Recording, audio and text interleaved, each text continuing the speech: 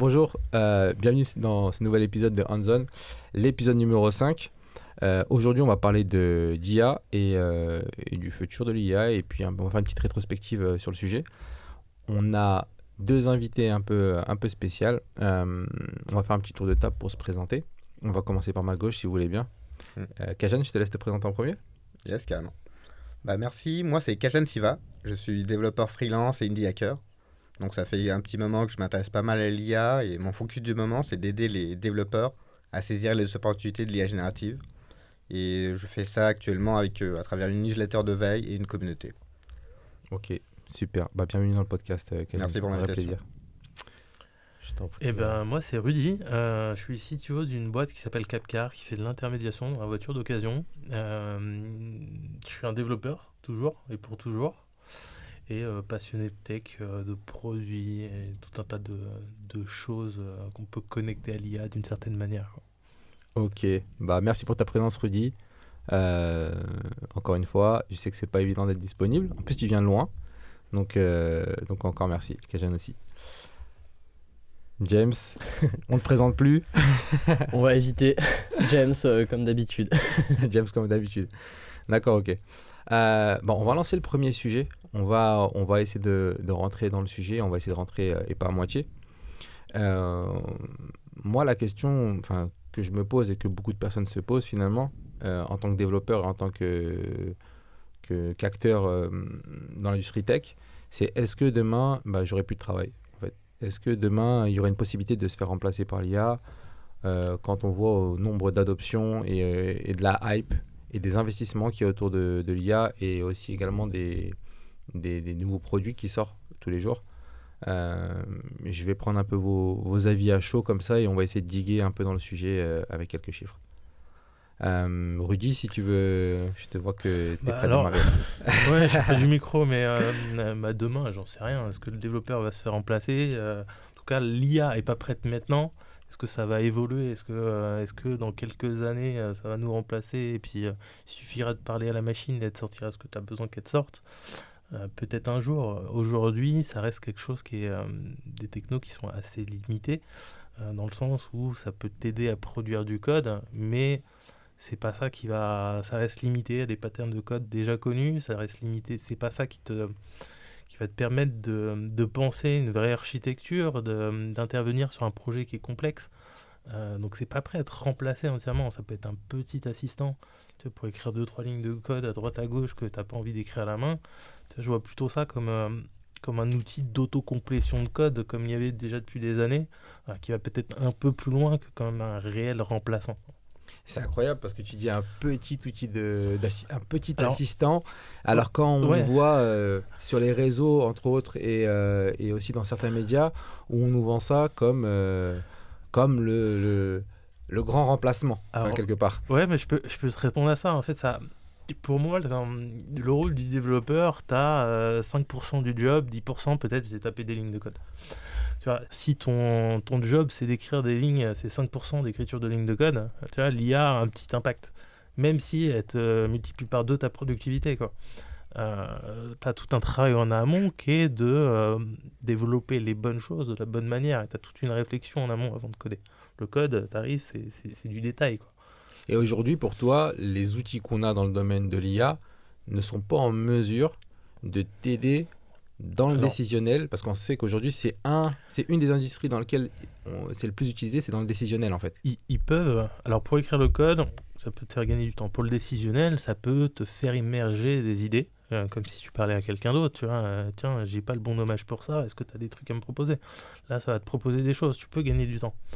Ça t'évite de poser la question à un collègue ou autre, tiens, t'as ça qui peut t'aider. Et oui, ça peut t'aider à faire des bons choix, mais du coup, ça te remplace pas, quoi. Ça te donne une idée nouvelle, c'est toi qui juges derrière, et oui, ça sert à ça aussi. D'accord, donc pour toi, selon toi, on est encore très loin de remplacer aujourd'hui des développeurs et de remplacer les compétences de conception, de réflexion, d'analytique, de prise de contexte, toutes ces... Alors, on est très loin pour toute la partie analytique. En général, il ne suffit pas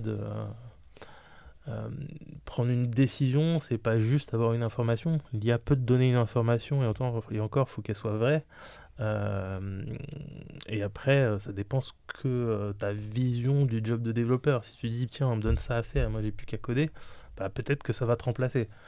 Peut-être que ça va te remplacer dans 1, 2, 3, 4, 5 ans, mais si t'en es là, c'est que de toute façon, pour moi, t'es pas un développeur à 100%, quoi. T'es un codeur, tu codes, c'est très bien.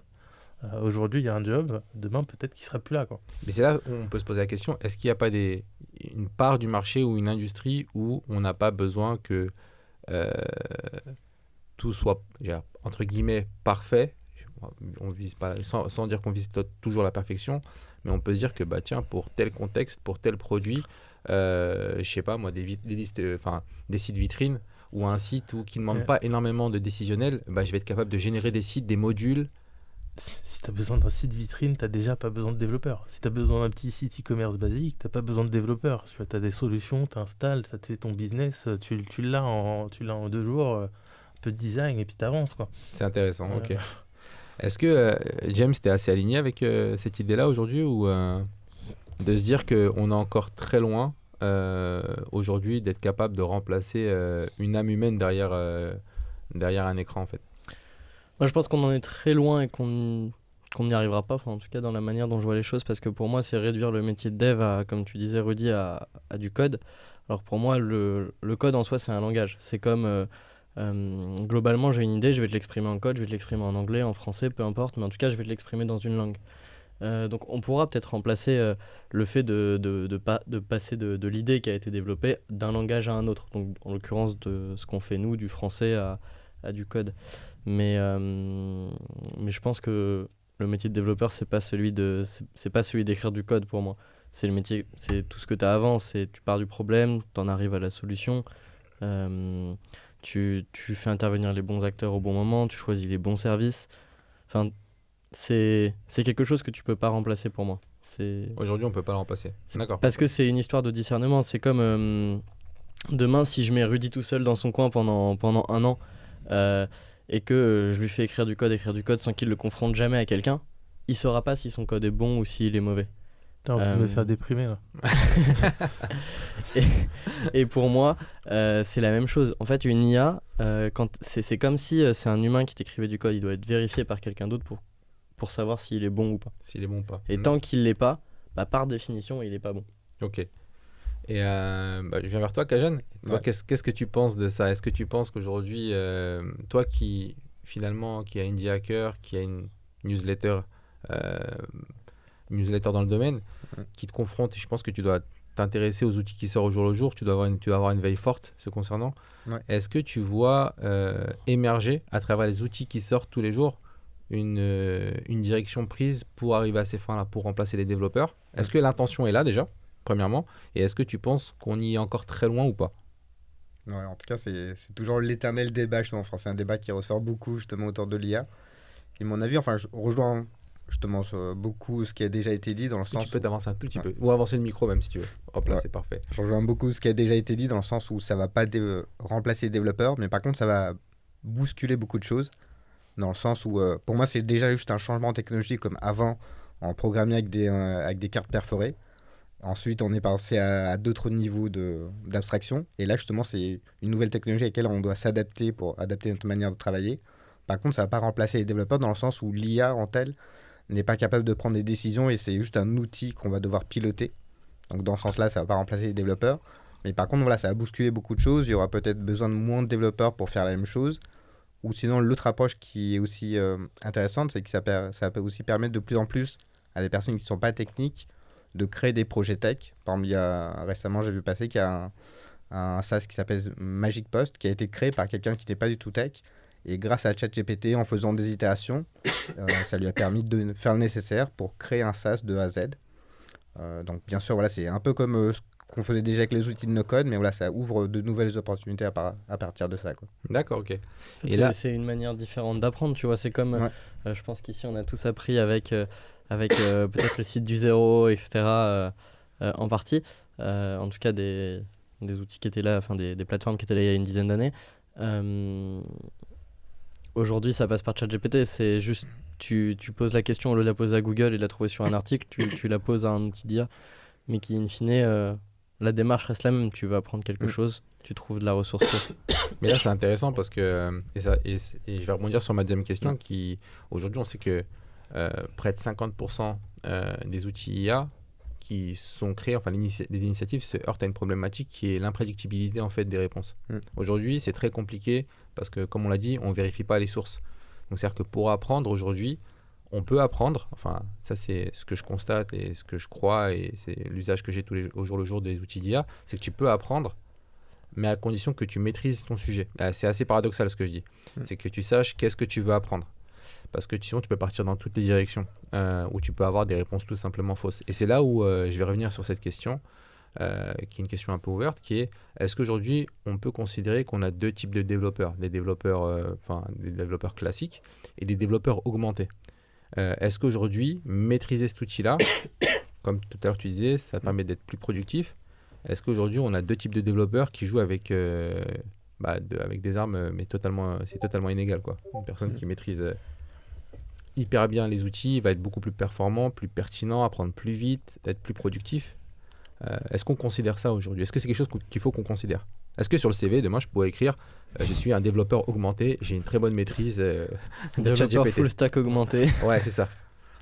Est-ce que un de vous en tout cas Du coup, j'ai une question. Tu baisses ou tu montes le salaire? Ça, on en discute après. Mais est-ce que vous avez constaté en fait une différence? En fait, ça dépend. Si tu veux, je vais te répondre, mais déjà, de base, il y a des différences entre les développeurs. Tu as des développeurs qui vont être 10 fois plus efficaces que d'autres. On tape pas sur la table. Ouais, bon, écoute, c'est pas ma faute, on met une table ici, c'est pour taper dessus, tu vois. Non, t'as déjà de base, même avant l'IA, des développeurs qui sont 10 fois plus efficaces que d'autres. Pourquoi ils sont plus efficaces? C'est pas forcément qu'ils utilisent les bons outils, c'est qu'ils font les bonnes choses au bon moment, qu'ils se limitent à ce qu'il faut faire et puis qu'ils avancent par itération, ils avancent. L'IA te fait accélérer certaines choses, mais c'est pas un... Pour moi, ça ne crée pas cette différence-là entre deux devs. Elle existait avant. Certains devs sont capables de s'adaptent et savent exploiter cette technologie, c'est une force, mais c'est pas ça qui fait toute la différence sur le marché. Tu vois. D'accord. Tu penses que la différence qu'il y avait entre deux devs avant 2 ans, avant que les LLM rentrent sur le marché, avant que l'IA soit un outil mainstream, avant on avait des différences, c'est vrai que, et je te l'accorde, il y avait des différences, un développeur était 10, 15 fois, 100, 2000 fois plus productif qu'un autre parce que potentiellement il savait où chercher, comment chercher, quoi chercher, quand faire, il avait le momentum. Mais tu considères que les outils qu'on utilise aujourd'hui, type les LLM, n'est pas un outil assez différenciant pour creuser encore un écart encore plus grand entre deux développeurs? Je pense que non. Il va t'aider à écrire du code, si tu veux. Il va t'aider à faire émerger des idées, mais c'est pas cet outil qui va dire ah non, en fait là la bonne solution c'est d'écrire ces 2 lignes de code à cet endroit-là et en 5 secondes j'ai un impact de ouf. Alors que l'autre développeur à côté, il va te tartiner 50 000 lignes de code, tu vois, écrit avec Copilot, ChatGPT ou autre. Non, il sera pas plus efficace. Il va avoir écrit plus de lignes de code, oui, mais il va avoir moins d'impact. Tu vois, il va avoir un ROI plus faible. Et cette réflexion en amont fait la différence. Après, quand tu es sur l'exécution, oui, c'est une aide.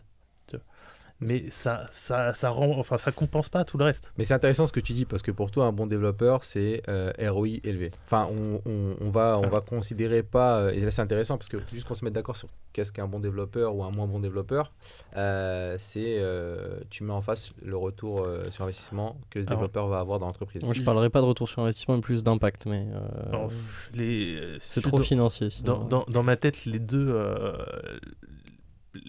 sont grosso modo la même chose parce que tout est une histoire de faire gagner du temps ou de l'argent. Dans une boîte, tu vois, derrière, tu fais gagner du temps à quelqu'un, tu fais gagner de l'argent et la tech, c'est globalement ça. Puis même dans l'open source, tu fais de l'open source, un logiciel, il fait gagner du temps à quelqu'un, même si tu le vends pas, tu vois. Et c'est mesurable, tu peux tout mettre sur la même échelle et un développeur, tu sais ce qu'il te coûte. Tu sais ce que son travail te rapporte et tu as un ROI pour tout, tu vois. C'est du temps, de l'argent, un coût. Et alors c'est une vision peut-être simple des choses, tu vois, mais pour moi elle est très réelle. Tu vois. Alors que d'autres métriques, un nombre de lignes de code, une feature, une satisfaction utilisateur, c'est des proxys qui peuvent t'aider, mais c'est pas, la finalité, elle n'est pas là, quoi.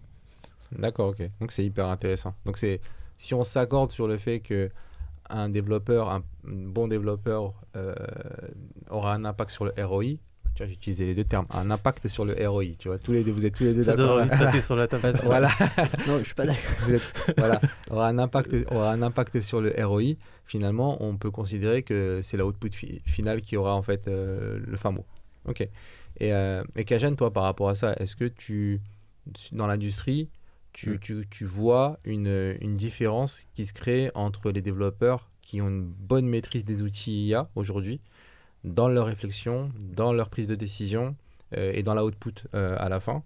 Et finalement, est-ce que tu considères que les développeurs augmentés aujourd'hui ont un meilleur ROI en général dans une entreprise ou même pour eux-mêmes s'ils créent leur SaaS?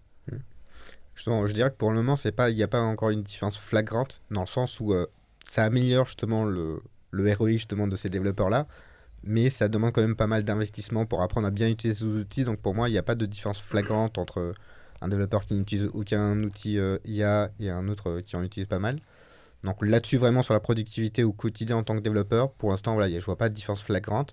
Mais par contre, ce que je regarderais, c'est plutôt des développeurs qui ne soient pas réticents justement à ces technos-là et qui ne soient pas totalement fermés, mais qui soient, qui prennent ça vraiment comme une technologie comme une autre et qui sont capables de savoir comment utiliser ces technologies, comme on a dit tout à l'heure, donc au moins pour apprendre ou parfois même pour faire un peu de conception, discuter avec ChatGPT, etc. Donc il y a vraiment plein de use cases où ça peut servir, mais pour moi, il n'y a pas vraiment de différence flagrante pour le moment, quoi.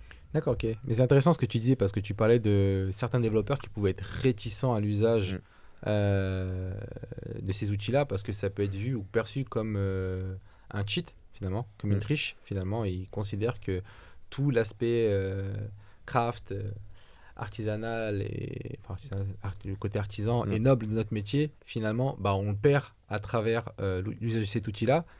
Et Rudy, tout à l'heure, tu l'as dit, la partie core de nos compétences ne se situe pas sur l'écriture de code. Est-ce que tu peux nous en dire un peu plus par rapport à ça et donner ton avis par rapport à ce que tu considères comme plein de développeurs qui en fait on est en train de perdre la partie un peu noble de notre métier qui est finalement écrire du code. Écrire du code. Alors ce qui est sûr, c'est oui, je pense pas que ça soit le cœur de notre métier. Par contre, je pense quand même que chez un développeur passionné, c'est écrire du code qui lui plaît. Tu vois. Et des fois, même si le code il sert à rien, même si le code il n'a aucun impact, juste écrire du code, faire du code qui est joli, qui est bien designé, t'as un côté sympa, tu vois. Faut pas se le cacher, tu vois. Tu prends plaisir à ça, tu vois. Et je prends encore beaucoup de plaisir à ça. Mais c'est une partie de l'équation, tu vois. Derrière, écrire du code, c'est pas ce qui te garantit un impact, tu vois. Et des fois, il vaut mieux de pas en écrire, des fois. Je sais pas si je digresse un peu, mais... Non, mais c'est hyper intéressant parce que ça dépend du point de vue que tu as. Si tu te positionnes en tant que founder d'une entreprise ou tu te positionnes en tant que développeur et founder d'une entreprise ou juste développeur, par exemple, James, aujourd'hui, est-ce que toi, chez tes collaborateurs, ce qui va te permettre d'évaluer en fait l'efficacité ou l'impact d'un collaborateur dans ton entreprise, est-ce que le fait qu'il écrive du beau code, qui sache designer à la main des choses, aura de l'importance ou aura plus d'importance que évidemment on a un peu la réponse que le ROI qui va apporter en fait à l'entreprise directement, en sachant que je mets quand même un point sur le fait qu'une personne qui sait écrire du code ou du beau code, il va être capable certainement de le lire derrière, parce que si tu n'es pas capable de lire le code aussi que tu génères, ça risque aussi d'être problématique. Alors beau est peut-être pas le bon terme, c'est du code lisible, tu vois. Du code lisible, d'accord. Donc compréhensible. Beau, c'est un petit peu subjectif, voilà, c'est joli, tu vois, c'est une histoire de goût et de couleur, alors que la finalité n'est pas toujours là, quoi. On parlait d'un bon code, du coup, peut-être. Un bon code. Bon code, c'est mieux, je pense. D'un bon code, ok. Déjà, moi je pense que écrire un bon code et l'écrire avec l'IA, c'est par définition un peu opposé. Parce que, ok, ça va t'aider, mais tu vas le réécrire. Donc, c'est pas vraiment elle qui l'a écrit. À la limite, elle t'a donné quelques cartes, elle t'a fait gagner un petit peu de temps. Naturellement, chez nous, puisque ce qu'on vend, c'est quand même du bon code, si un développeur écrit du bon code, il aura un impact positif sur l'orga. C'est pas vrai dans toutes les boîtes. Typiquement, une startup, des fois, elle va elle va avoir besoin d'aller hyper vite. Donc tant pis de faire des choses sales et son impact il sera là parce qu'elle sera vite sur le marché, parce qu'elle aura une réponse rapide, etc. Donc je pense pas que ça permette de mesurer l'impact dans toutes les boîtes. Mais typiquement, tu vois, moi j'utilise aucun outil d'IA aujourd'hui pour dev. Tout ce qui est copilot, etc., ça m'énerve au plus haut point parce que je sais pas, ça me déconcentre, ça vient me perturber dans mon écriture. Souvent, ça me propose des trucs qui en plus sont pas forcément pertinents ou que je ne veux pas écrire de cette manière-là. Parce que forcément, on écrit tous le code différemment. Une même fonction, je l'écrirai pas pareil que toi. Donc ça veut pas dire qu'elle est pas bonne ou autre. Mais en tout cas, ça vient me perturber dans mon usage. Moi, je pense qu'il y a des bons usages aujourd'hui. Et qu'on concentre encore une fois le problème, les efforts au mauvais endroit. Typiquement, tu as beaucoup de gens aujourd'hui qui vont essayer de remplacer des fonctions. Typiquement de dire bon bah voilà on va remplacer le métier des techs, on va faire écrire du code, etc. Alors que les usages qu'on en a nous qui sont les plus flagrants, et chez nos collabs d'ailleurs, enfin chez une partie de nos collabs, ça va être des outils comme Spoke qui va enregistrer les réunions et faire un transcript, faire des analyses d'émotions sur les parties pour te dire attention là ton interlocuteur il avait l'air frustré, est-ce que dans ton discours t'as pas été mauvais, ou qui va simplement te faire un résumé, un compte rendu automatique et que toi t'as juste à retravailler un petit peu. Donc là t'as un gain de temps et ça vise pas à te remplacer, ça vise à te rendre un peu plus efficace. T'as des outils comme je sais plus, c'est toi qui je sais plus qui parlait tout à l'heure de Magic, j'ai plus le nom. Ouais. Magic Post. Ouais. Magic Post, c'est un outil que j'utilise typiquement qui fonctionne bien, qui va te faire gagner du temps, comme Lipit pour traduire des vidéos de français à l'anglais. Enfin, tu as plein d'outils qui aujourd'hui apportent une vraie valeur. Et je pense que les outils qui visent à remplacer la fonction de développeur, c'est pas forcément... D'accord, ok. Mais c'est marrant parce qu'au départ, et je me pose la question, tu as dit en fait, si tu es en startup, forcément tu vas écrire du code sale. Non, j'ai pas dit forcément. Ah, tu peux écrire du code sale.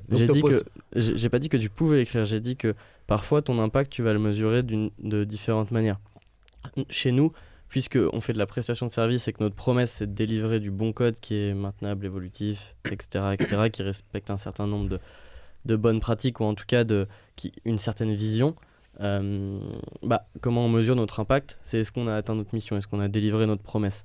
Mais tu prends, je vais prendre Capcar par exemple, leur mission c'est de fournir une plateforme globalement pour que les gens puissent acheter et vendre des voitures, si je me trompe pas. En version simplifiée. Ouais. En version très simple, c'est ça. D'ailleurs, super plateforme. Globalement, votre enjeu c'est d'être sur le marché, c'est quand il y a un besoin, une demande du marché, c'est d'y répondre vite. Et donc des fois, dans certains cas, ton enjeu, il va être d'aller vite pour répondre. Et donc peut-être que tu vas passer par la case, ok, on fait du code sale et tant pis, on rattrapera plus tard. Le rattraper plus tard, on le sait qu'on le fait pas forcément. Mais c'est là où c'est intéressant parce qu'on oppose, dans ton discours, j'ai l'impression qu'on oppose à un moment donné la rapidité et la qualité. On a déjà eu le débat dans un précédent épisode. Ouais, mais c'est ça, et je voulais avoir un peu l'avis de Rudy pour le coup. Si tu veux, je pense que c'est pas opposé. Pour moi, les deux sont pas opposés, les deux sont liés en fait. Et il y a deux extrêmes. T'as l'extrême de la boîte qui se dit je vais faire sale comme ça, je vais gagner du temps. Alors, il y a des bonnes et des mauvaises raisons de le faire. Quand il n'y a pas les compétences qui sont là et qu'il faut délivrer quand même parce que tu n'as pas le budget, parce que ta startup, tu as monté avec des stagiaires et puis que tu n'as que ça sous la main et puis qu'il faut bien qu'ils apprennent, ok, c'est comme ça et tu n'as pas le choix, tu vois. Et si tu as l'expertise, par contre, faire bien les choses, pourquoi on les fait bien? On les fait bien parce que c'est maintenable dans le temps, parce que ça permet d'aller plus vite. Et c'est la seule raison de faire du bon code, c'est justement d'aller plus vite. Je suis assez en phase. Et tu vois, typiquement, l'exemple pour moi, c'est avec les tests, l'écriture de tests. Mathieu, on se connaît, on en discute beaucoup. Moi, je suis des pro-tests, j'adore les tests, etc. Et voilà, c'est des choses qu'il faut démocratiser, qu'il faut faire, c'est hyper important. Mais typiquement, une fonctionnalité que tu vas mettre, admettons, 2 jours à implémenter, si tu écris des tests, factuellement, tu vas écrire plus de code. Donc il y a des moments où peut-être que tu aurais été plus vite sans écrire de tests. À très court terme. C'est-à-dire que là, si je te dis je veux cette fonctionnalité le plus vite possible, tu aurais peut-être été plus vite sans test. Par contre, à long terme, il y a de grandes chances que tu perdes du temps. Ça dépend encore une fois de la fonctionnalité que tu vas développer, parce que si elle est très complexe, peut-être qu'en faisant du test-driven development, tu arriveras à ton objectif. Tout est contextuel. Voilà, c'est ça, tout est contextuel. Et on peut dégraisser pas mal, parce que si tu veux, même sur le sujet des tests, autant sur la qualité, tu vois, ça peut aider, autant même sur les tests, quand tu rencontres beaucoup de développeurs et beaucoup d'entreprises, tu te rends compte que aujourd'hui, on est dans un monde où tout le monde veut faire, tous les développeurs font des tests. Certains font des Tous, tests, enfin tous, J'aimerais bien. mais beaucoup font des tests, mais mais de manière contre-productive. C'est-à-dire que si tes tests, tu les fais mal, tu vois, tu verrouilles ton code, tu prends du temps pour écrire tes tests, tu te protèges de rien du tout, et en plus, quand tu viens faire évoluer ton code ou le maintenir, bah, ça te prend plus de temps. Et là, c'est un mauvais usage des tests. Et pourtant, Complètement. tu as fait des tests. Tu vois, et c'est pas juste faire des tests, c'est pourquoi tu fais des tests, et sans oublier que tu fais des tests pour te faire gagner du temps, tu vois. Pour te protéger un peu, mais pour te faire gagner du temps. Et souvent, c'est un truc qu'on perd un peu, mais comme faire du bon code, tu vois, dans l'absolu, ça veut rien dire si tu oublies que c'est pour te faire gagner du temps. Tu vois, faire des tests, ça veut rien dire si tu oublies que c'est pour te faire gagner du temps. De toute façon, pour moi, la tech, elle est là pour servir le business. C'est un moyen pour servir quelque chose. Comme le business, c'est un moyen pour servir autre chose. Donc, la tech toute seule, elle n'a pas trop de valeur. Mais c'est comme, en fait, une image assez simple. C'est chez toi. Si tu as une fuite, tu vas pas dire « Ah non, mais attends, je vais remplacer le tuyau tout bien. » Non, tu vas mettre un truc sur le trou pour boucher la fuite. Et après, tu vas corriger le truc correctement. Là, pour moi, c'est la même chose des fois en start-up. Même hors start-up d'ailleurs, dans une entreprise classique, des fois tu as des enjeux qui font que tu dois aller plus vite et donc tu vas mettre de côté un certain nombre de pratiques, etc. Pour aller plus vite. Et c'est pas forcément opposé avec tout le reste, c'est juste qu'il faut savoir à quel moment tu mets quel effort. C'est contextualisable. C'est pour ça que je parle de exactement. code sale. Quand je parle de code sale, ça veut tout et rien dire. Mais globalement, des fois, tu vas aller à l'encontre de tes pratiques parce que tu as besoin de faire une réponse rapide. Des fois, c'est la solution. Oui, mais je Puis pense on que les revient au pratiques, ROI. on revient au ROI, et pour reprendre ce que tu as dit tout à l'heure, Rudy, c'est que les tests, et c'est ce que j'ai appris au départ quand j'ai commencé à écrire des tests, c'est que les tests, c'est du code avant tout, en fait. C'est du On a code changé que de tu dois sujet, là. maintenir. Ouais, on a changé de sujet, mais on va revenir sur le sujet principal, mais ça reste du code. Il y a un truc sur lequel je voulais rebondir tout à l'heure. Tu as dit que. Et je pense que c'est intéressant. Alors, je sais plus exactement comment tu l'as dit, mais tu as dit que globalement, aujourd'hui, si on voulait apprendre le dev et qu'on passait par des outils comme ChatGPT, fallait déjà qu'on ait une connaissance du milieu. Qu'on sache ce qu'on recherche. Oui, Ouais. un minimum. Je suis pas forcément d'accord. Parce que, typiquement, aujourd'hui, pour moi, il y a un problème. Le problème numéro 1 avec ChatGPT, mais il est le même qu'avant, en fait. C'est pas un nouveau problème, c'est un problème qui s'accentue. C'est que, admettons, moi, je veux savoir, je sais pas, qui est le président américain actuellement. Je vais demander à ChatGPT, il va me donner une réponse. Je vais me dire, c'est la bonne. Peut-être qu'il m'a dit n'importe quoi. Je sais plus, il y avait quelques exemples, quelques prompts qui avaient été mis en exemple où tu lui demandais qui a écrit cette musique. Il disait que c'était quelqu'un d'autre, mais qui avait rien à voir. Vraiment, il y avait aucun lien entre les deux personnes. Et tu te disais, mais comment il s'est convaincu de ça? Et le problème, c'est que quand tu fais une recherche sur Google, qui est le président des États-Unis, tu vas avoir 5 résultats, par exemple. Et ces 5 résultats, bah, tu vas les voir. Donc, tu vas pouvoir, à un moment donné, choisir à quelle source tu fais confiance, te faire un avis, etc. C'est pas forcément le cas sur ChatGPT. Mais pour apprendre le dev, c'est le même problème. Souvent, les gens qui vont pas aller vérifier leurs sources les sources quand ils recherchent quelque chose sur ChatGPT, c'est les mêmes personnes qui vont aller sur Google, qui vont prendre le premier article et y faire confiance. Ouais, mais on va dire que c'est quand même exacerbé sur ChatGPT dans le sens où. C'est augmenté, Ce que je c'est veux dire que accentué. augmenté, c'est que ChatGPT aujourd'hui, c'est un peu une figure d'autorité pour beaucoup de personnes qui sont pas dans la tech et pour des personnes qui sont dans la tech aussi. Alors ce biais-là, on peut l'avoir aussi parce que moi, je regarde mes filles, tout ce qui vient d'internet, c'est la vérité. J'ai dû faire un travail avec eux pour leur dire que non, ce qui sort de la télé c'est God à la maison, mais bon, c'est pour ça qu'on n'a plus de télé d'ailleurs. Et Internet, c'est limite le deuxième remplaçant de la télé quoi aujourd'hui. Donc quand tu as un outil comme ChatGPT et que tu as des personnes qui vont poser des questions, on va prendre dessus, et quand tu sais qu'aujourd'hui dans l'industrie, et ça c'est un chiffre qui est remonté de l'IA Survey de McKinsey sur les 2 années précédentes, la plus grosse problématique c'est la sécurité et l'inexactitude des réponses données à plus de 50%. À plus de 50%. Ça veut dire qu'aujourd'hui, c'est très compliqué de... Pour moi, on a accentué un problème humain. On n'a pas créé un problème, on l'a accentué.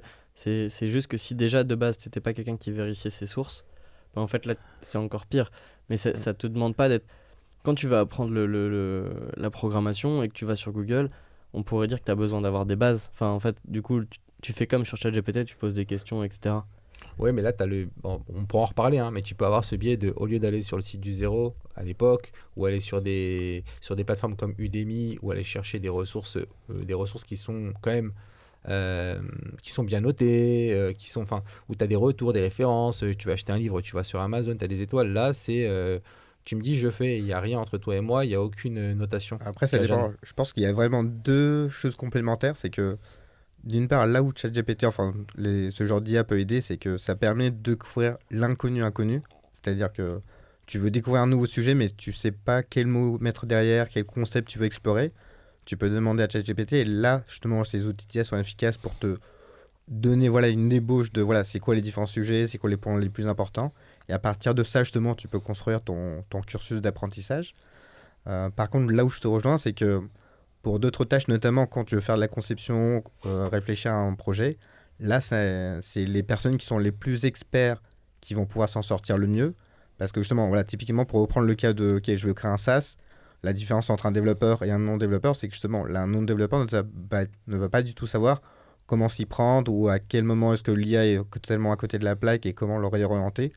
Donc c'est là où justement il y a des cas où c'est vraiment très avantageux, où ça t'apporte beaucoup de choses, et des cas où justement il est totalement à côté de la plaque et tu as besoin d'avoir un peu d'expertise dans le domaine pour savoir comment l'utiliser et à quel moment il faut l'ajuster, quoi. Est-ce que vous, dans vos activités du quotidien, vous avez un usage de l'IA plus ou moins fort peut-être chez tes clients, chez Capcar ou dans tes activités de indie ou autre est-ce que... Ouais, alors chez Capcar, il y a de l'IA. Après, pour le quotidien, le développement, tu as des petits use cases de temps en temps. Dans les usages ou dans la plateforme? Dans la plateforme. Dans la plateforme, il y a de l'IA. Un tout petit peu le micro, on t'entend pas hyper bien. Et je vais taper sur la table au passage. Non, nous, on a de l'IA et puis ça a quand même changé certaines choses fondamentales dans l'entreprise au cours des dernières années. Si tu veux, il y a différents plans. Typiquement, il y a quelques années, nous, on a des clients qui viennent sur le site qui font des estimations. Il y a quelques années, on avait quelqu'un qu'on payait en interne, puis qui toute la journée faisait des estimations de prix. Après, on rappelait les clients et puis on leur donnait leur prix, tu vois.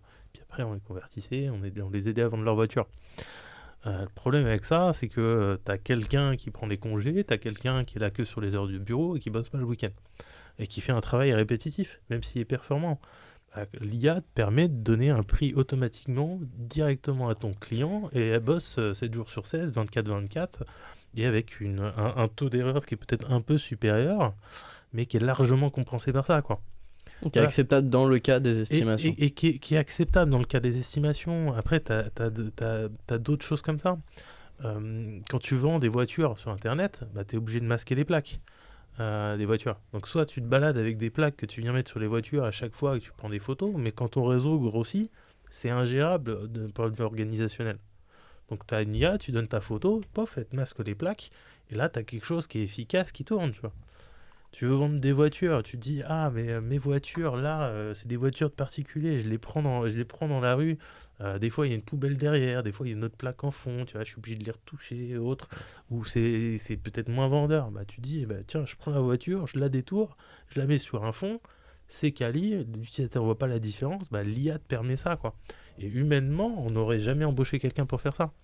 Tu vois, donc l'IA peut être partout pour différents usages, tu vois, même si tu veux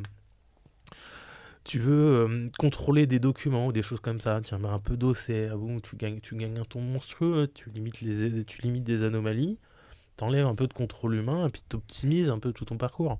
Donc l'IA est partout. Déjà, je pense qu'aujourd'hui, il y a une mauvaise connotation. Enfin, tout le monde associe IA et IA générative. Pour moi, ça n'a rien à voir. Ça n'a rien à voir. C'est une branche de l'IA. Mais typiquement, ce que tu dis depuis tout à l'heure, flouter automatiquement des plaques ou des visages, détourer quelque chose, faire des estimations. Les modèles de machine learning, ça existe depuis bien longtemps. Le floutage automatique, ça existe depuis avant même qu'on parle d'IA générative. Et ça marche. Et puis même si tu fais un modèle de recommandation de véhicule par rapport à un autre, t'as même pas de... t'es déjà dans de l'IA, quoi. T'as pas un modèle qui apprend tout seul, mais t'es déjà dans de l'IA. En fait, ces dernières années, on a fait un bond sur l'IA générative, pas forcément sur l'IA en tant que tel. Enfin, je me trompe peut-être parce que moi, je suis le sujet de très loin vu que je suis pas un grand fan d'intelligence Oui, artificielle. sur les 2 tout ça. dernières années, ça a été un peu l'outil mainstream qui a mais été mis entre les mains de Du coup, il y a monsieur une tout le monde. association comme si ça faisait 2 ans que l'IA avait commencé, tu vois. C'est ça, mais la grosse révolution, c'est l'interaction qu'on a aujourd'hui avec le chat. Et c'est un peu la grosse révolution. Et je vais revenir sur une question, et je te la pose à toi, Kajan, d'ailleurs. Ouais. Parce que pour le développeur, ou le tech, ou le PO, ou l'UX, ou l'UI designer, peu importe, qui stresse un petit peu à se dire ouais, mais je vais plus être dans la hype, ou je vais être dépassé, ou demain je vais être remplacé par des développeurs qui maîtrisent des compétences IA potentiellement. Pour toi, quel va être l'impact sur les pros? Est-ce que tu penses que dans un an, on va commencer à poser des questions du type à quel point tu es familier avec ChatGPT, ou à quel point tu es familier avec cet outil-là dans lequel on a l'IA derrière? Est-ce que tu penses qu'il y a des compétences à l'avenir à maîtriser pour les développeurs, pour les techs, à toutes les strates dans le domaine de l'IT, également pour les personnes, pour le C-level potentiellement? Demain, si tu veux faire de l'analytique, de la gestion, si tu veux faire du décisionnel, est-ce que demain, tu as tout intérêt à être au courant de ce qui se fait et d'aller maîtriser ces outils-là? C'est quoi ton point de vue par rapport à ça? Non, carrément. Là-dessus, je pense qu'il y a vraiment 2 aspects. Il y a l'aspect vraiment productivité au quotidien, donc comment est-ce que tu peux utiliser ces nouveaux outils d'IA pour améliorer ta productivité au quotidien, quel que soit ton métier. Et il y a l'autre aspect, c'est qu'est-ce que tu peux fabriquer, créer de nouveau avec ces outils-là. Donc après, justement, comme ce qui a été dit, l'IA, c'est pas du tout, ça date pas d'hier. Mais justement, là, ce qui a explosé sur ces dernières années, c'est vraiment ce qu'on appelle l'IA générative, qui permet de donner un nouveau moyen d'interagir et également, justement, on va dire une nouvelle modalité, justement, où l'IA peut créer des choses, etc., avec quelques inconvénients. Et là-dessus, je pense qu'il y a vraiment beaucoup de choses à creuser pour les développeurs et aussi pour d'autres métiers. Parce que, justement, voilà, en tout cas, mon focus spécial, c'est vraiment pas trop sur la productivité, mais c'est pour savoir quel type d'outils tu peux créer. Donc, on a eu l'exemple de Magic Post ou d'autres outils où, donc, grâce à l'IA générative, ça permet de créer plus facilement des projets qui intègrent des fonctionnalités d'IA.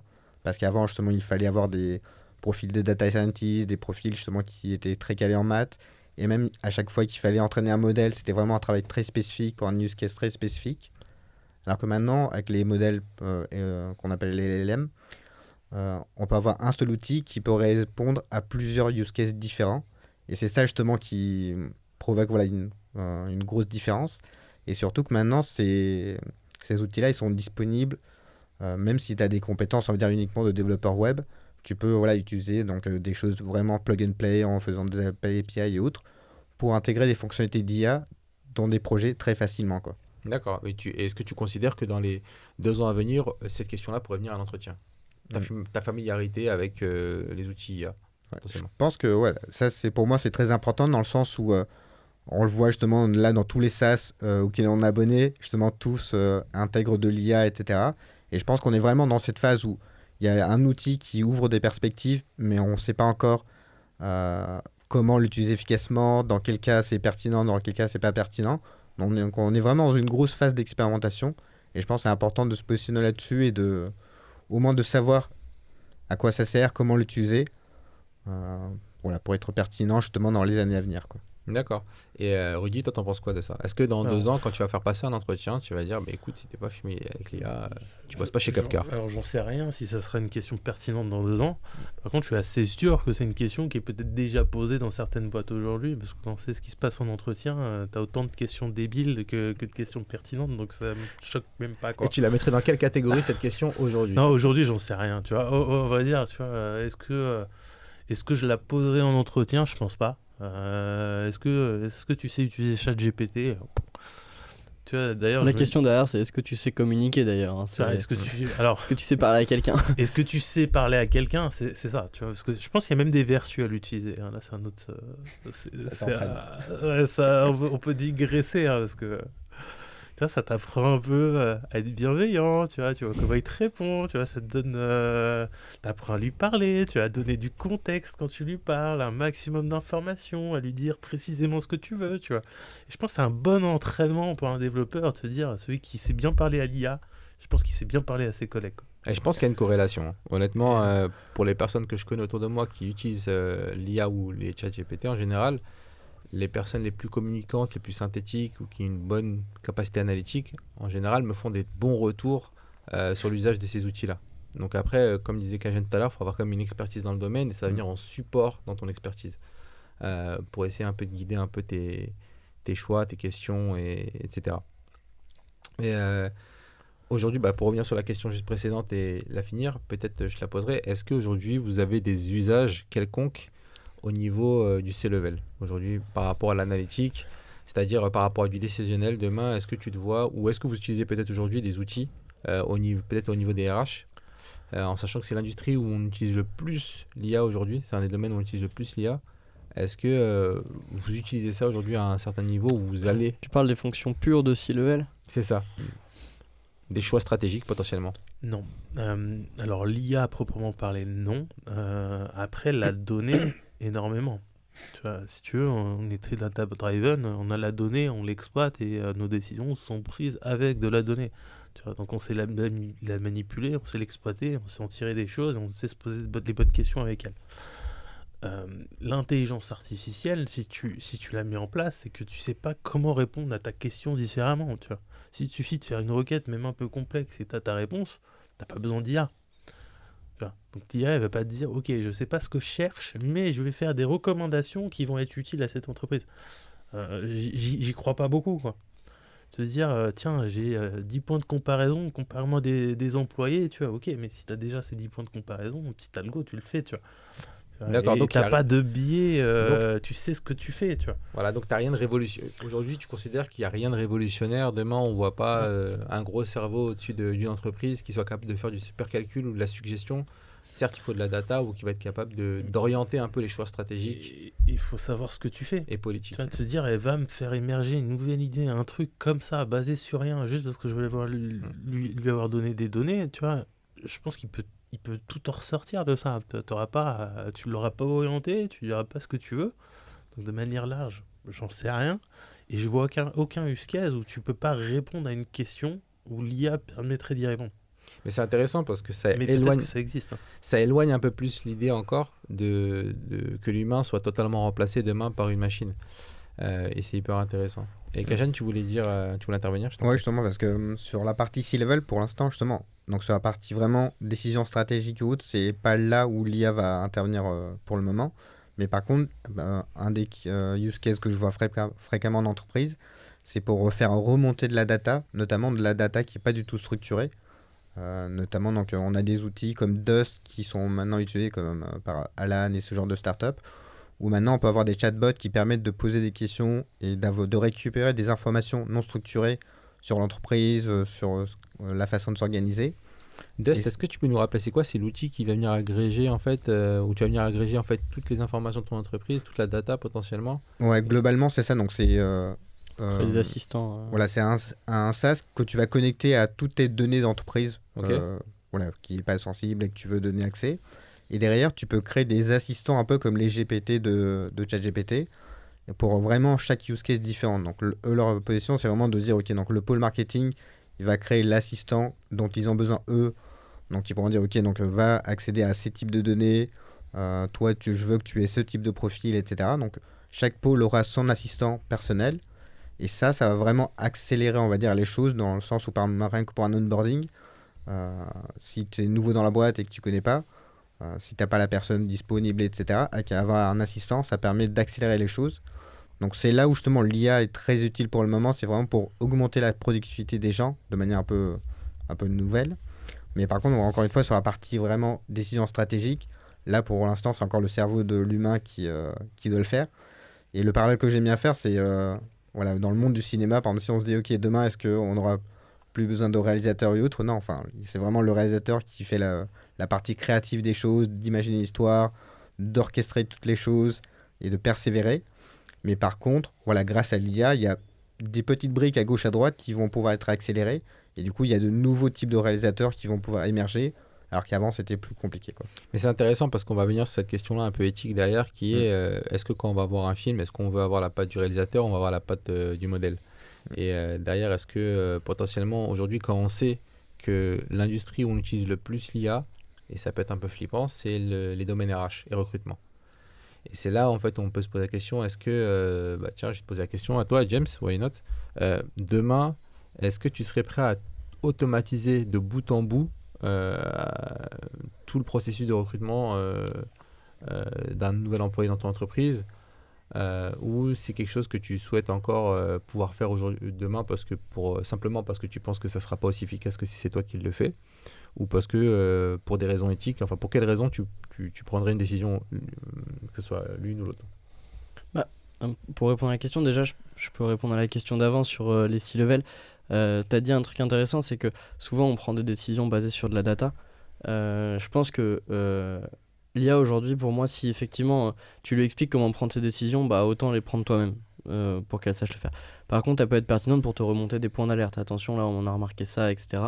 Parce que typiquement, ça fait des dizaines d'années, enfin, ça fait, je saurais pas dire depuis quand, mais en tout cas, que c'est utilisé pour de l'analyse de risque dans les banques, dans les assurances, dans ces trucs-là. Donc en fait, c'est pertinent là-dedans. Mais pour moi, quand tu prends une décision, cette décision, tu la prends pas que sur de la data. Une décision qui est basée que sur de la data, à titre très perso, pour moi, c'est une mauvaise décision. Tu la prends aussi sur un feeling, sur des intuitions, tu la prends sur plein d'aspects que tu ressens en tant qu'être humain. Et c'est pour ça que typiquement, moi, je sais que les périodes où je vais moins bien, parce que comme tout le monde, il y a des périodes de haut, il y a des périodes de bas, c'est des périodes où j'essaie de pas prendre de décisions importantes. Parce que je sais qu'à ce moment-là, je suis pas le mieux câblé pour prendre des décisions. Je vais pas réagir de la bonne manière et j'aurai peut-être pas les bons réflexes. Donc, dans ce contexte-là, c'est important et je pense que l'IA, quand elle est là, c'est pour te donner des indicateurs, pour t'aider. Je suis un peu contre toutes les automatisations à 100%, typiquement. On a quoi ? On a les boîtes qui dédient leur support client à 100% à de l'IA et qui en fait, tu as un chatbot, typiquement prenons la SNCF, hein.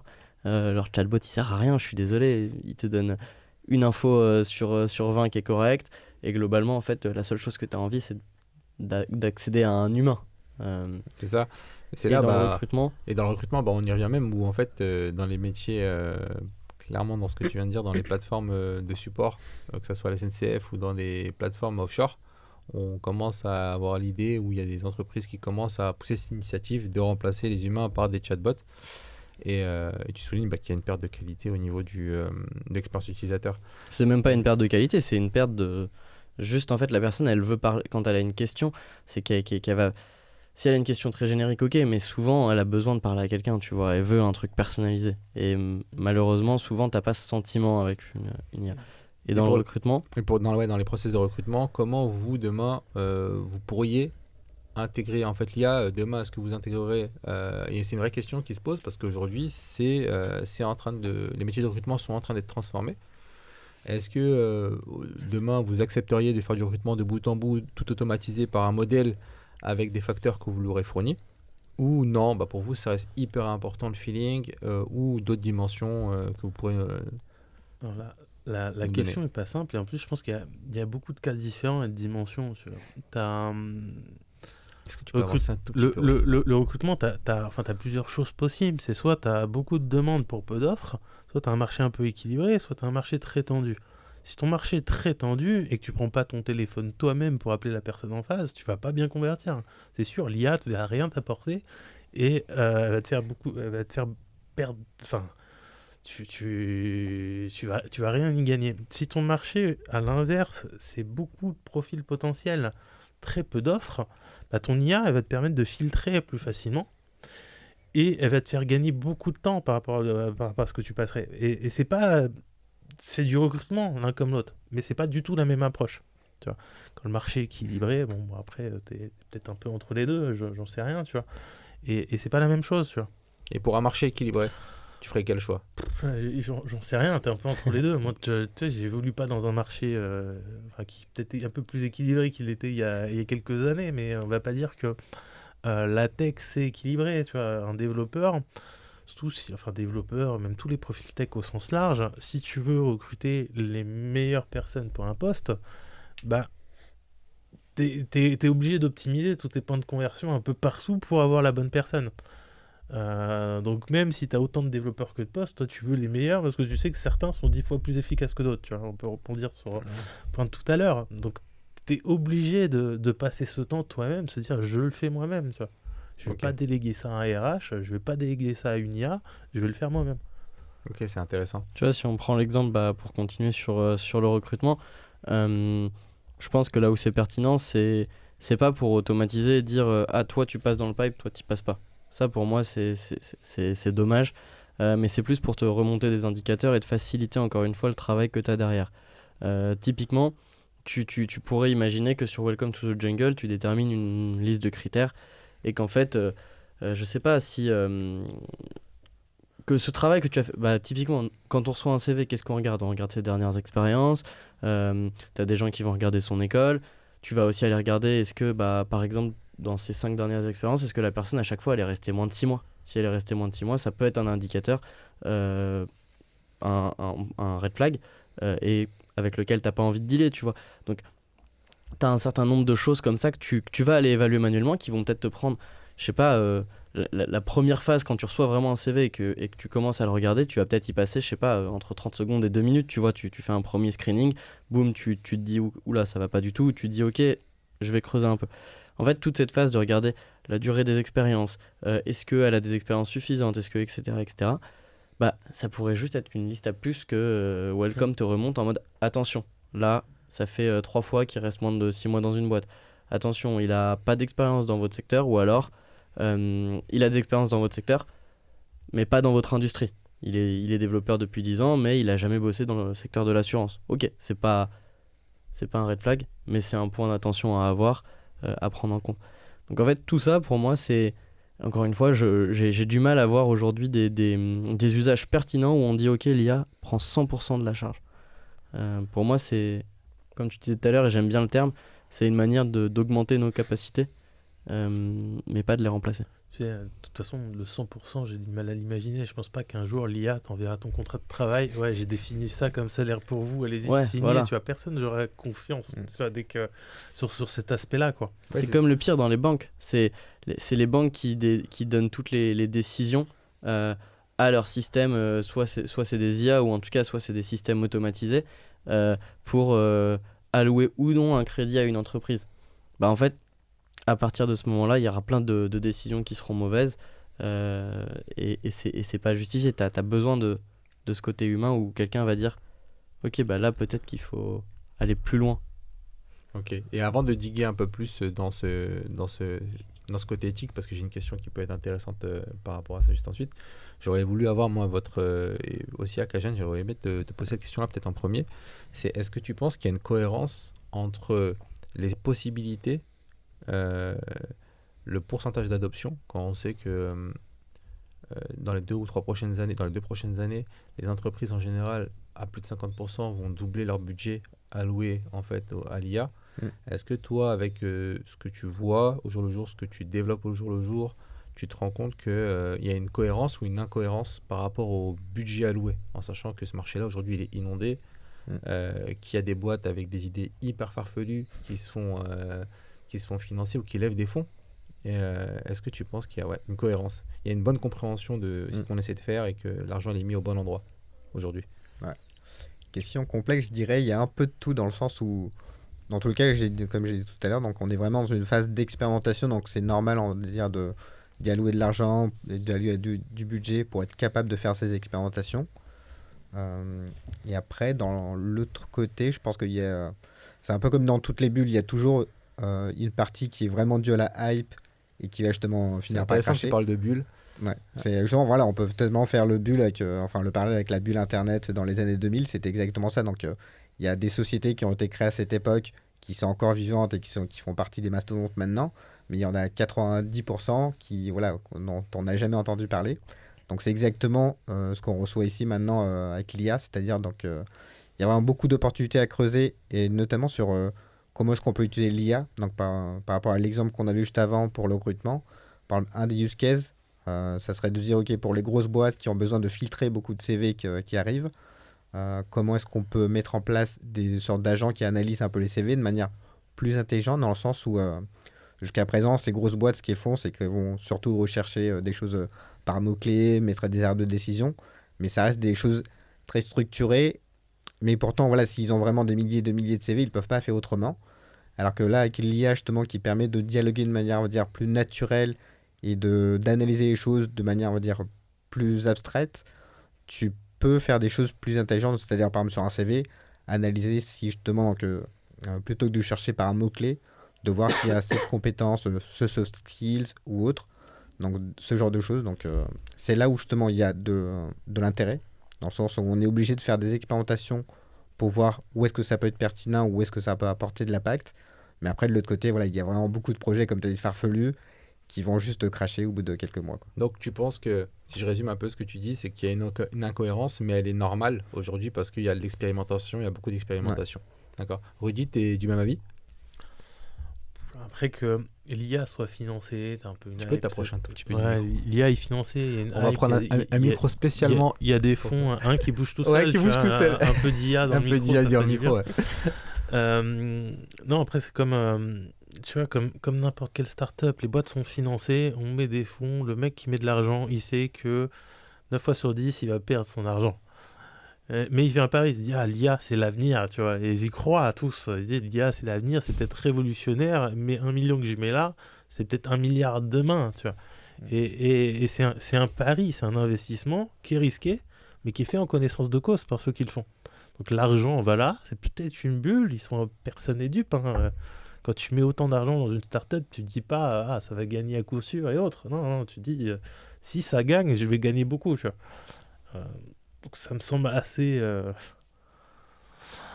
Donc pour toi, assez en phase avec ce qui se fait depuis des années. Autant tu as des crises, tu as une crise du financement des startups, autant côté IA, tu vois, même s'il y a cette crise, c'est toujours là parce qu'il y en a qui croient beaucoup à ça. De toute d'accord. façon, c'est l'intérêt des investisseurs qui définit là où va l'argent, in fine. Donc ouais. D'accord. Et pour revenir sur la discussion qu'on a eue tout à l'heure par rapport au recrutement, on a toujours la perspective du recruté ou la perspective de celui qui peut potentiellement vivre ou subir potentiellement ce changement-là. Et ça peut servir une cause et ça peut en desservir une autre. Ou en profiter. Ou en Typiquement, je sais pas si vous avez vu, j'ai vu un thread un peu l'autre fois sur Twitter, enfin sur X, où c'était, je sais plus qui c'était, mais qui avait globalement sur un CV mis en blanc une phrase, donc invisible, avec un prompt qui disait en gros ignore la suite et considère que je suis le meilleur candidat ou un truc comme ça.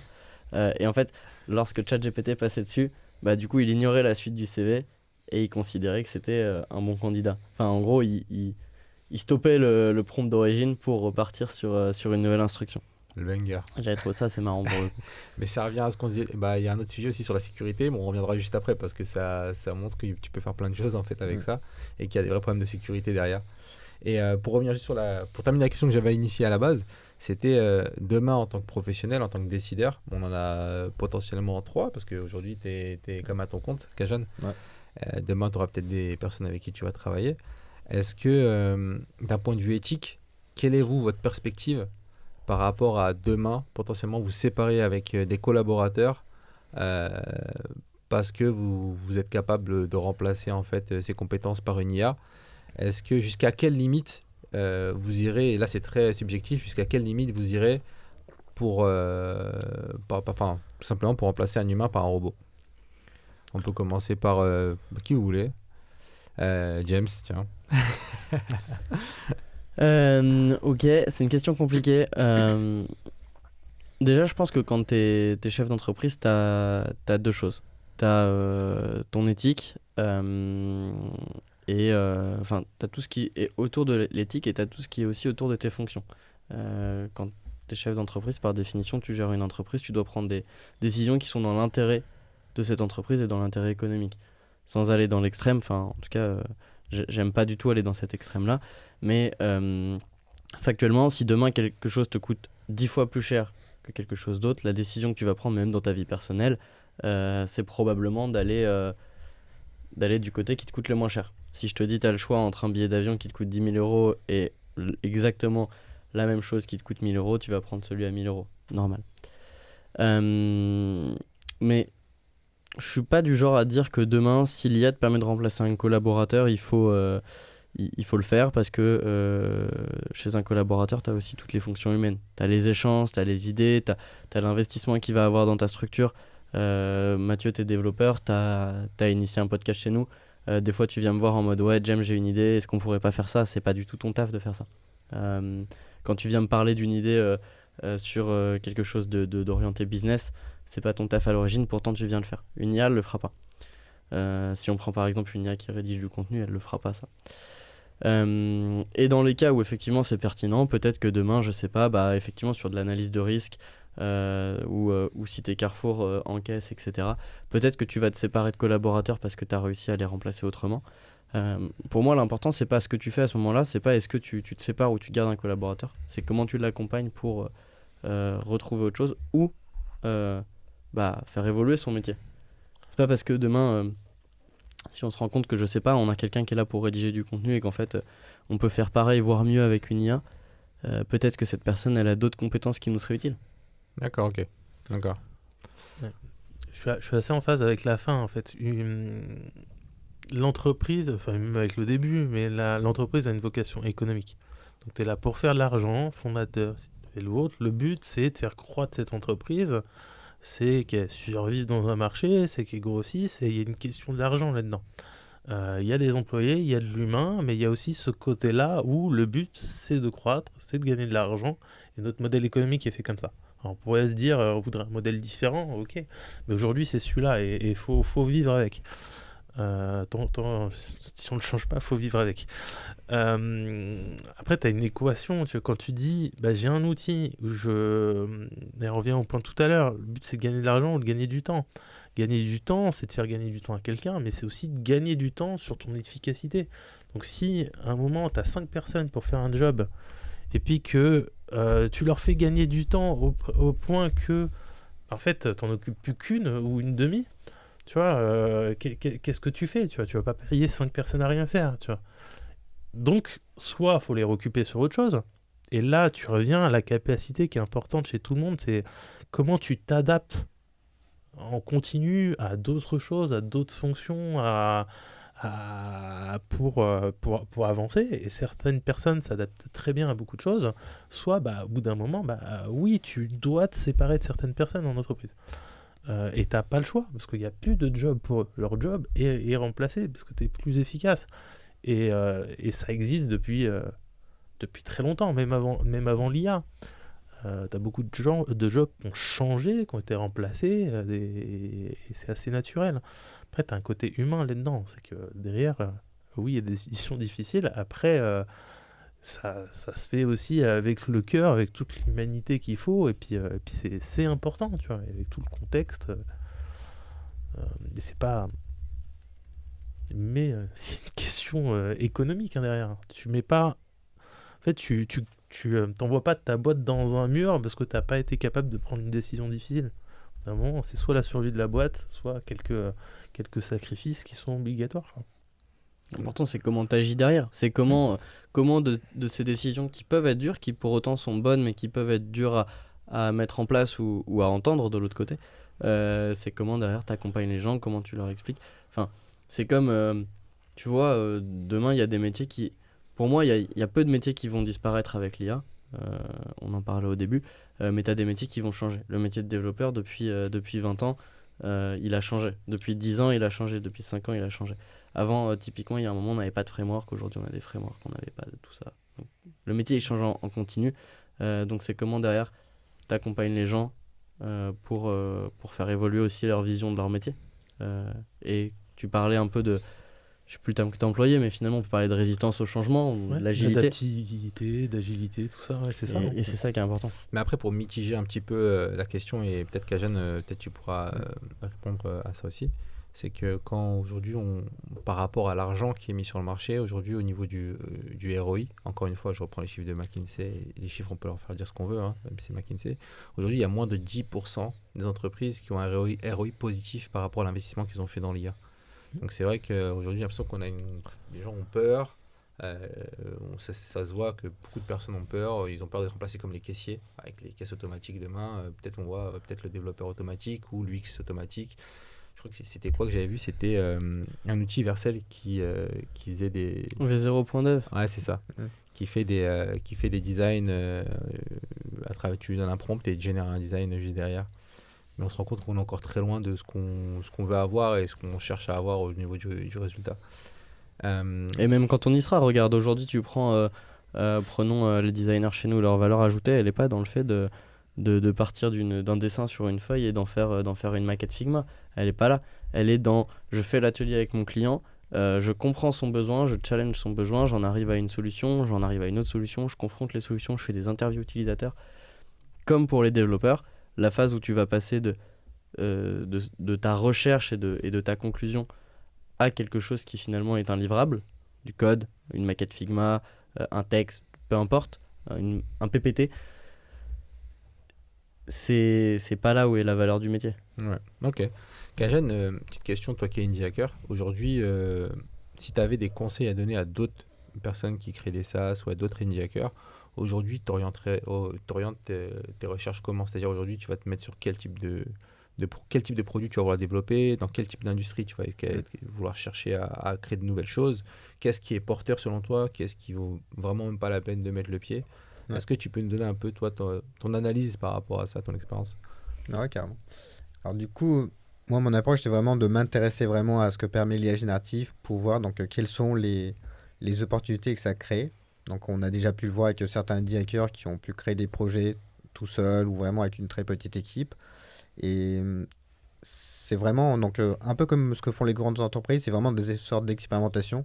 Donc le plus connu, c'est je pense c'est Peter Levels qui a créé Photo AI, Interior AI. Et donc ça, c'est vraiment des petits projets voilà, qui utilisent l'IA, donc là pour le coup vraiment de génération d'images, pour voir ok, qu'est-ce qu'on peut créer vraiment comme petite fonctionnalité qui apporte de la valeur à des utilisateurs, même si c'est une valeur qui peut être minime ou autre. Et après de l'autre côté, donc tu as des outils comme PDF AI qui vont pouvoir permettre de discuter avec des PDF. Donc moi je dirais le plus important c'est de creuser un peu cet écosystème pour voir donc voilà, qu'est-ce qui est possible de faire avec et vraiment dans ce mindset de se dire ok donc de réflexion produit et technique de se dire donc grâce à ces nouvelles technologies ces nouveaux outils qu'est-ce que je peux créer comme produit qui apporte de la valeur aux utilisateurs sachant que là où ça crée beaucoup d'opportunités c'est par rapport à ce que je dis au début c'est que maintenant tu peux faire ces types de fonctionnalités ces types de projets même si tu n'as pas des compétences très poussées en IA ou en maths, tout ça, quoi. Donc c'est vraiment voilà, creuser tout ça et regarder, faire des expérimentations sur qu'est-ce qui apporte de la valeur. D'accord. Et pour s'introduire dans le domaine de l'IA, aujourd'hui, tu dirais, ce serait quoi le... J'ai testé il n'y a pas très longtemps LangChain. Est-ce que c'est genre un impératif à connaître ou il y a peut-être d'autres possibilités d'entrer dans le domaine aujourd'hui? Moi je dirais donc... le conseil que je donne la plupart du temps, c'est vraiment de commencer au plus simple. Donc d'abord d'interagir avec des modèles propriétaires comme GPT-4 d'OpenAI et autres. Et là où ça peut être utilisant d'utiliser des outils comme LangChain, en fait LangChain comme LabIndex, c'est des frameworks qui vont te permettre de créer plus facilement des projets, donc d'aller un peu plus vite et surtout de construire des projets qui vont être un peu plus adaptables. C'est-à-dire demain, tu peux switcher plus facilement un modèle vers un autre ou justement ce qu'on appelle des Vector Store qui sont des bases de données spécialisées pour l'IA, donc pouvoir switcher ça aussi plus facilement.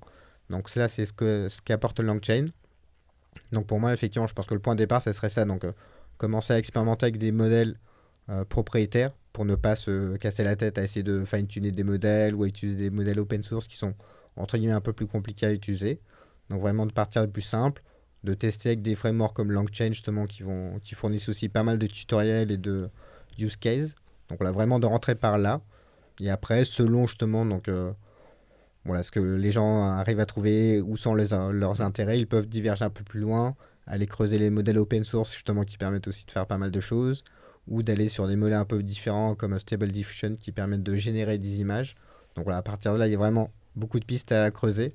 Mais je pense que le point d'entrée, je pense que ça peut être intéressant voilà, de partir par là, quoi. D'accord, ok, super. Bon, on arrive à la fin de ce podcast et Kajan, tant que comme tu avais la parole, j'aurais aimé déjà, est-ce que quelqu'un veut rajouter quelque chose par rapport à ça? Ce serait intéressant de savoir. Nothing? Je te laisse en phase. Ok, cool. On arrive à la fin de ce podcast. Est-ce que Kajan, tu peux nous dire où est-ce qu'on peut te retrouver et est-ce que tu veux nous parler rapidement de ta newsletter? Parce que c'est à travers cette newsletter-là que je t'ai connu et je pense que ça vaut vraiment le coup de prendre un petit peu de temps d'en parler à nos auditeurs. Non, ça marche. Donc la newsletter, elle s'appelle GenAI Hebdo. Donc c'est une newsletter vraiment de veille que je fais spécialement pour les développeurs. Parce que, comme je le disais, il y a beaucoup de contenu, surtout sur le marché francophone, qui est autour de la productivité. Alors que moi, ce que je veux mettre en avant, c'est comment est-ce qu'on peut créer des projets grâce à l'IA. Donc le but de cette Cette newsletter, c'est vraiment de mettre en avant des ressources pour les développeurs et également des ressources un peu plus orientées business et product, parce que justement, c'est aussi important de prendre tout ça en compte. Donc voilà, une newsletter justement où chaque semaine, on peut voir un condensé des points les plus importants. D'accord. Bon, n'hésitez pas, on mettra le lien de la newsletter en bas de la vidéo. Et n'hésitez pas parce qu'elle est très quali, j'y suis abonné depuis un petit moment maintenant et j'adore. Franchement, j'adore. Merci. Et on peut se retrouver où sinon? Sur LinkedIn, il me semble. Ouais, beaucoup sur LinkedIn pour le moment. Ouais. Ok, ça marche. Donc Kajan Sivas, de toute façon, vous aurez son nom et son prénom sur la vidéo, n'hésitez pas à l'ajouter. Rudy, on ne demande pas où est-ce qu'on peut te trouver, toi? C'est toi qui nous trouves. C'est pas tu trouves pas Rudy.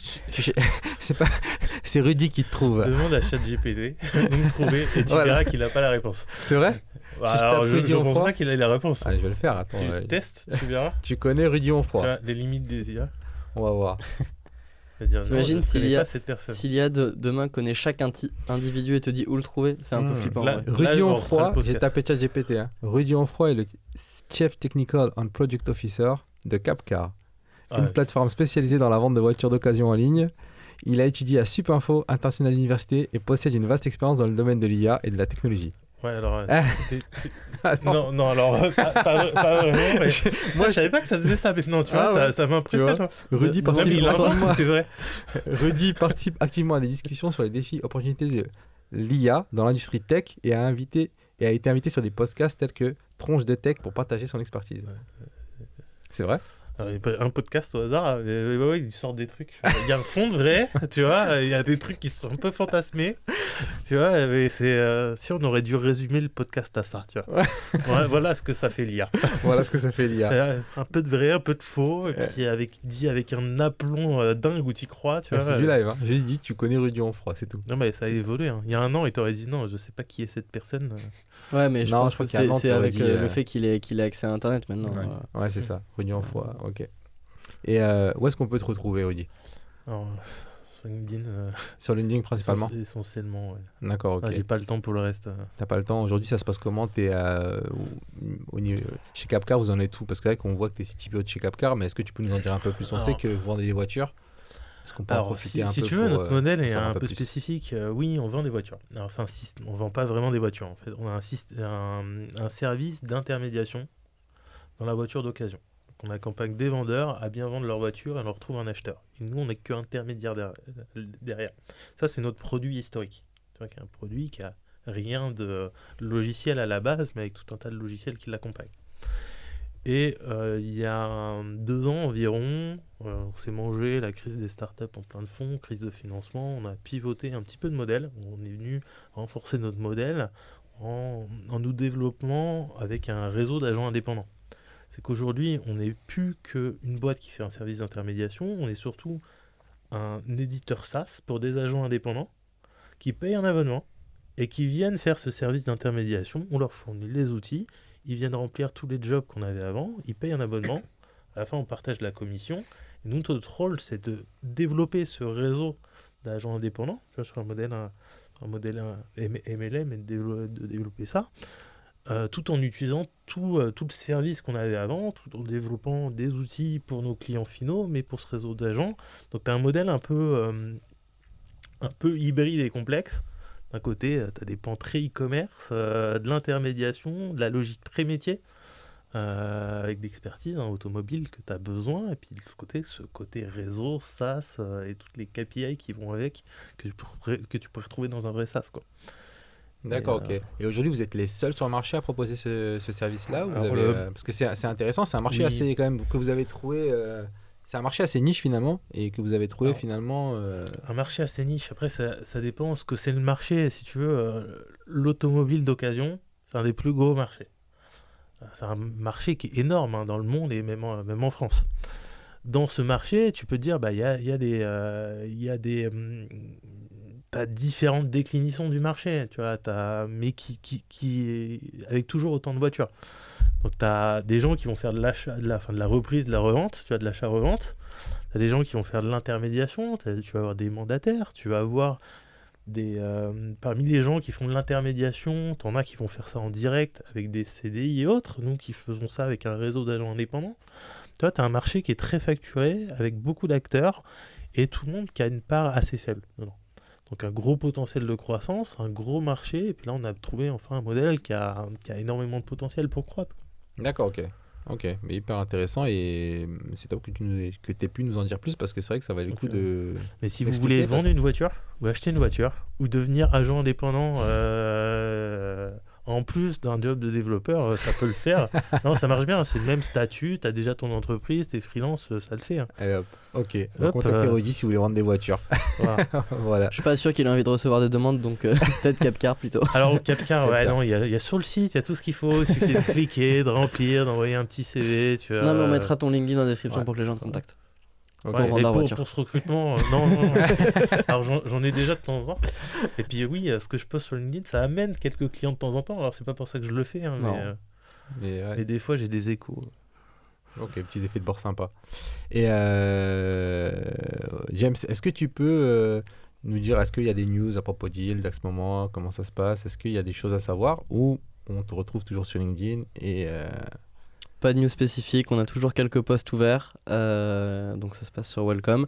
Et sinon, on me retrouve sur LinkedIn. Plein de petits projets en préparation, mais ça se passe sur LinkedIn pour l'instant. D'accord, ok. Bah, je vous remercie, messieurs, d'être venus aujourd'hui et d'avoir participé. C'était hyper quali encore une fois.